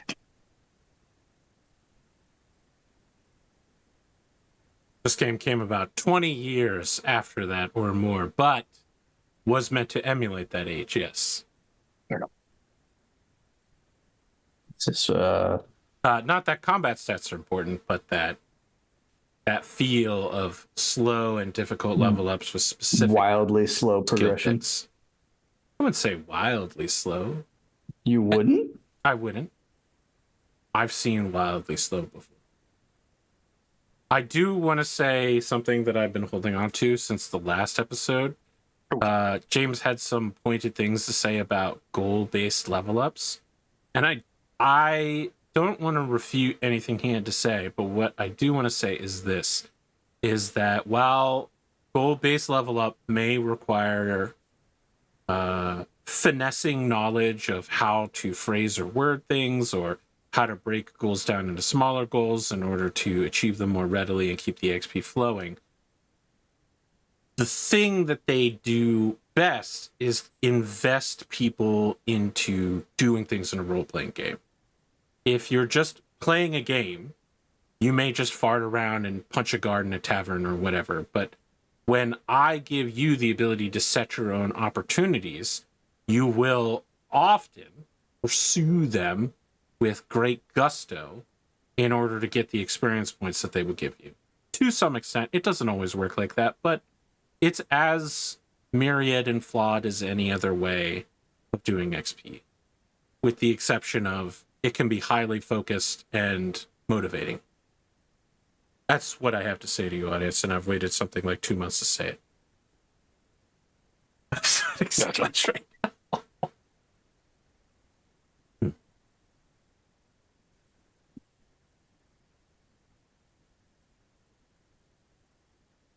I thought about skipping this episode, but I just really, really wanted to do it. We can see the blurred figure dancing in the background, just to be clear. Hello. They're saying hi. They're saying hi. Any closing thoughts before we wrap this one up? Okay. She says hi back. Okay. My closing thoughts are Arthur really likes goal-oriented XP. I do. I like it when people are invested in doing things. I think that's a reasonable. I also think it's good when people tell me the things that they want to do so that I can give it to them, and then they go, "Oh man, that was really cool. How did you make that happen?" And I'm like, "No, damn, that's crazy. How did that happen?" Do you find often with your players, maybe this is a stupid question. Brad, you're a teacher. You know that there are no stupid questions. Listen, I'm a teacher. I know that there are a lot of fucking stupid questions. That was layered.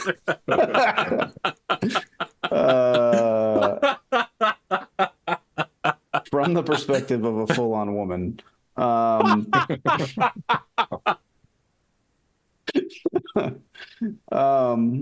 do you find that with your typical player group, that like your casts that come on these shows a lot, do you encounter a lot of players won't tell you what their goals are or what they want to do? I specifically remember the Winter's Edge 2 cast was basically like super blasé and just kind of wandered around and never figured out what they wanted to do. So look, is it Robin Laws who has the like 9 different role players you'll ever meet archetypes? Some people are Taurus and they just show up to play, and this is not a negative terminology.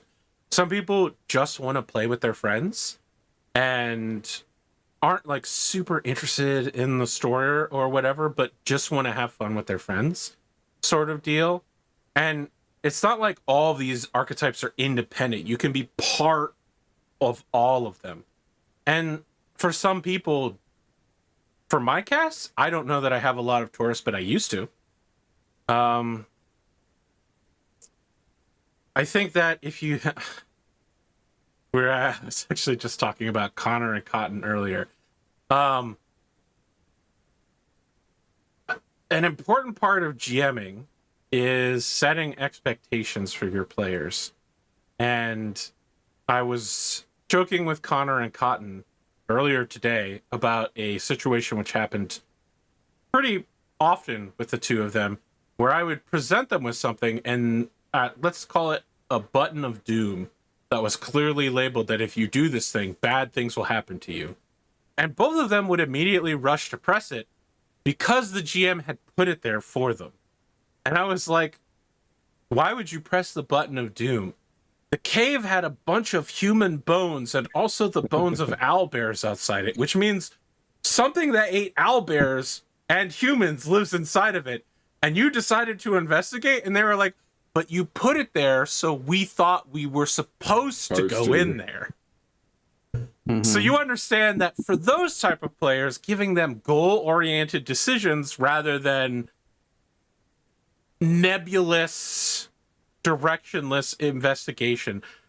Connor and Cotton are the kind of players who are not good at West Marches, exploration, open world, because they will jump at everything to press every button of Doom because it exists. So I've been having this conversation with my son recently, because my son's gotten very into D&D now, and his a lot of his exposure for a long time was just playing at conventions. And I convinced him to try a home game, because I said the difference between a home game and a convention game is when you're at a convention, it's just the character you bring playing the story they've got to run. There's no investment of your character other than the fact that they're there. Whereas when you play a character at home, you can have the main storyline, but you can also have your character storyline. So he was asking me a bunch of questions about my own current D&D campaign, and he asked about what the character storylines were. So I explained to him with all 4 players, like this is the overall story, and this is the individual story for each of those characters, their own personal quest, and how I've tied it back into the main story. And he observed that 3 of the 4 characters don't currently know what their story is. What's happening to them is currently obscured to them. And I said that's because only one of those players actually said to me, hey, this is a story I want to explore with my characters. The other 3 people just made characters, and so I've decided to give them, some story to tie them in. And I think that different people, like some people just, all they've got is a character, and they're looking for the GM to give them narrative. Some people, when they make a character, they specifically, they know the narrative that they want to explore.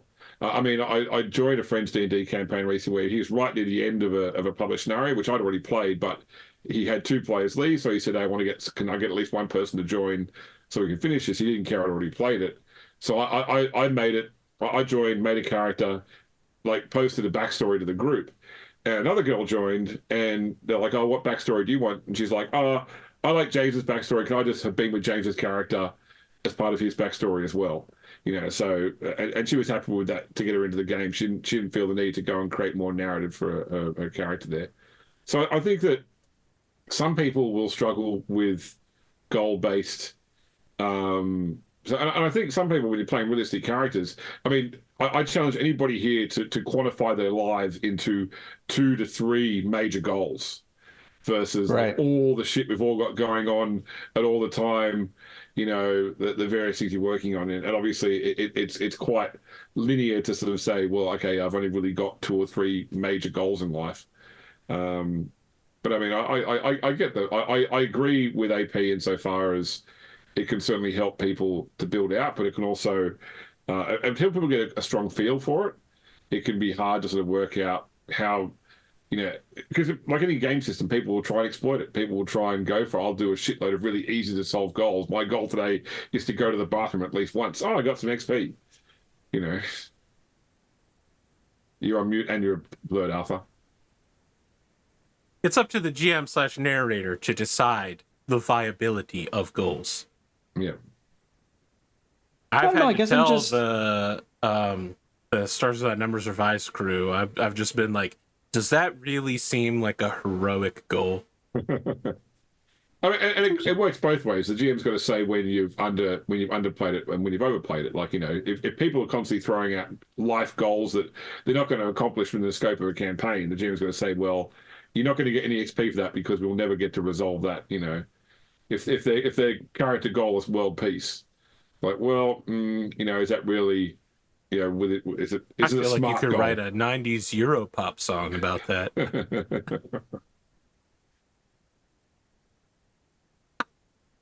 I guess I feel like I'm kind of one of those players that has a narrative in mind most of the time when I make a character.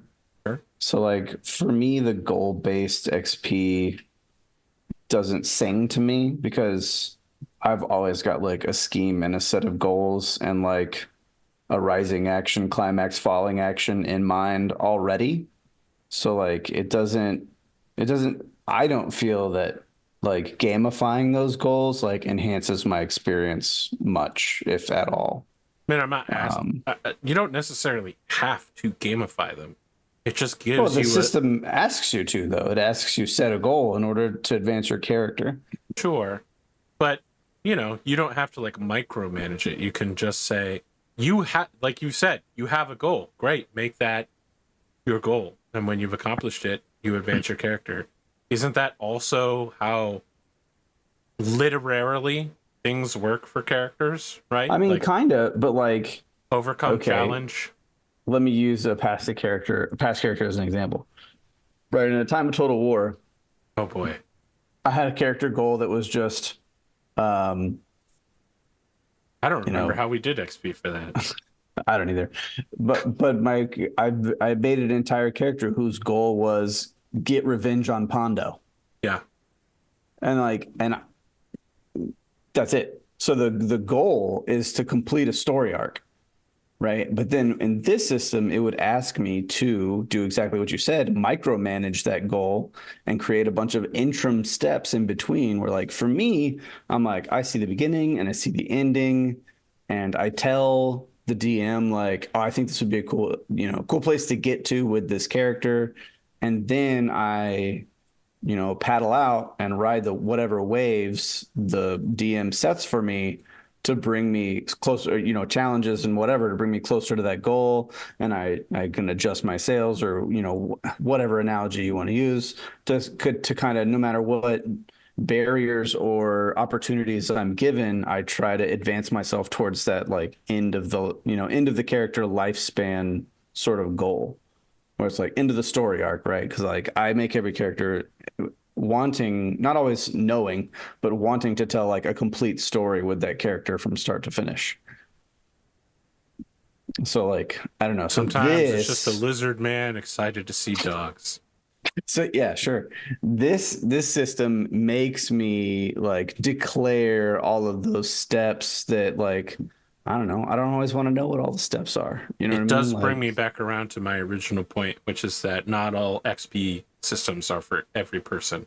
Right. And I guess that's what I'm saying is I agree with you that it is great at all of the things you said it's great at. It just doesn't like, I don't know, it doesn't fill me with joy, this particular XP system. I don't hate it either. Yeah. I don't hate it either. I just don't like, it's not my favorite. I guess. What is an XP system you do hate though? That I hate? Yeah. Mech Warrior Destiny, having to spend XP to repair your mech and rearm it. No. I mean, nothing has ever made players more furious. I did hate XP based on kills, and I think this was brought up in your Discord during some recent discussion about something. I was talking about Speculatores campaign. Pondo and Cotton were immediately like, don't do metal-based leveling. And I'm like, I'm not going to do metal-based leveling. And they're like, so I heard you were doing metal-based leveling. And I'm like, guys, the only person talking about that is you two. I don't feel like it's a good example just because of how like ill-conceived that entire thing was, right? Like, so much about it didn't work. But I don't know. I don't know that there's I don't really like D&D's standard XP system either, where it's just like XP for combat and encounters. I don't really like that either. I like narrative-based XP. I like, just... No, hold on. Rad, let me James this for you. Okay. What if you hold this thought, write down whatever you're about to say, and we'll reveal it in the next episode. On the next Patreon only. Yeah. And that I will do next. Okay. All right. Next episode, Blades of Honor episode 20. We will do a true every post-show player's favorite talk. XP. Yeah. That's a good one. Every player's favorite XP leveling system. I definitely know my least favorite. I can. All right, we'll do most and least. Definitely say my least favorite. Yeah. Blades of Honor episode 19.5 is a Patreon only exclusive. No, it's 20.5. Where we build an entire RPG system. That's right. But I will say, you mean the thing I already do regularly? Sure. Yeah. There's no perfect XP system because everybody likes different things, as you said before. Well, so, what is your favorite? That's what the audience wants to know. Yeah. We'll discuss in the next Patreon episode how to gain access to Arthur's highest Kickstarter tier for his new RPG that he's writing. Yep. I know my favorite and least favorite. That's easy for me to say. So remember when I started writing the Genesis version of Battletech, and then and stopped almost immediately. There were 2 factions that were immediately like, "You should do it this way." Another group said, "Let's do it this way," and I was like, "That's it. I'm not going to do it." Yeah, I do remember that. Like 2 groups have come up. It's not even that they wanted different names for things; it's that their fundamentals were so opposed. I was like, these two groups of people will never agree. I remember I had a totally different idea from both groups, and I was like, no, this is the only way you can do it. This is the only way it'll work. And no one could agree, and it became very clear after about 4 hours in Discord. It's like, nah, this just will never happen. The impossible task. Because if I remember, all of the different ways presented were labor intensive. Like it was going to take a tremendous amount of effort on your part to make it work, to write it. My least favorite, which I won't spoil right now, but definitely you cannot work out XP without a spreadsheet. Yeah, I believe it. That sounds awful. God. Sounds like James isn't a fan of I was going to say Burning Wheel, but actually XP in that is surprisingly straightforward. It's making the character this fucking nightmare. For those at home, XP in Burning Wheel is Skyrim style. You have to both succeed and fail at a skill a certain number of times in order to level it up to the next level. Yeah, you have to get good at something by overcoming challenges and by also failing at them. Look at this I like guy. that conceptually. I like it conceptually. I don't know if I would like it playing with it, though. I don't know. Yeah. Be interested to see it in action. Well, I think all of my Burning Wheel campaigns are no longer available on... They were all removed from bad cast members doing bad things. But you can still catch me as Count Ronald Swan on Eric Vulgaris' channel, where we play Burning Wheel in the Pathfinder Kingmaker adventure path. Back in 1992. It was only 6 years ago, Rad. Calm the fuck down. 1992? Some of us still feel like 1992 was 6 years ago. Oh my God. Look, I don't know if any of you watch him. I'm sure you know who he is, but recently Day 9 has gone back and started playing Warcraft 2. Wow. It's amazing. It's a great watch. If you like Day 9 at all, it's a lot. I don't know. What do you mean if you like Day 9 at all? That's just a really happy, glad guy. I don't know how anybody could not like Day 9, but... Does he kill seals? Yeah, he does. What? He does. Why would you until they explode? In Warcraft 2, that you could kill seals, and they made a really horrible, like really gut-wrenching noise when you killed them. Listen, James, I laugh in the face of day. Okay, just to be clear, it was sheep. We're sheep a half too, right? hour past ending point for this episode. This is the price we pay for getting the battle in one episode. This is that premium content that only the Patreon members get. No, everybody gets it. Don't say that. But only Patreon will get episode 20.5 next time we meet in 2 months. The Blades of Honor post show is all that remains of intro hour. Straight to 20.5. This is where you have to come to get your intro hour fix. I feel safe admitting that next week there will be an intro hour. Oh, okay. Look, you heard it here first, Patreon. Since only you're watching this. They won't get it until tomorrow afternoon, which is when I'm announcing it publicly anyway. Ah, damn it. So the only people that heard it here first are the 3 of you.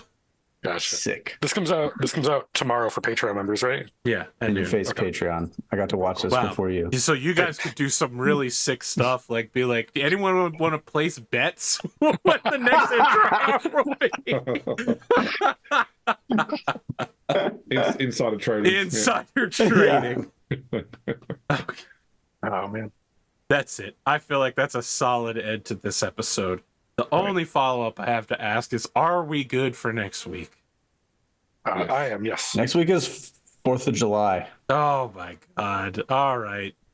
So I think no. Okay. I forgot about that. What's after 4th of July? The 11th of July? How are we feeling about July 11th? Yes. Yeah, should be good. Yeah, I can't do the week after. I can't do the 18th. Okay, I am being filmed. You're being filmed. How mysterious. We're recording a bunch of corporate videos, like, talking about how good our support services are and our professional services are. I'm like the charismatic person walking around pointing to people who are catching balls from off screen and oh my god, I have the perfect soundtrack for this. Hey, you know what? July 18th is also the date of Pondo's birthday. Hey. I thought for sure when James said it was going to be filmed, it was going to be for only James. But nope. Is that a website of only people who are named James are allowed? It should be. I gotta get this URL real quick. Hang on. I need a biodomain. That's it. I'm stopping the recording now. We've lost it.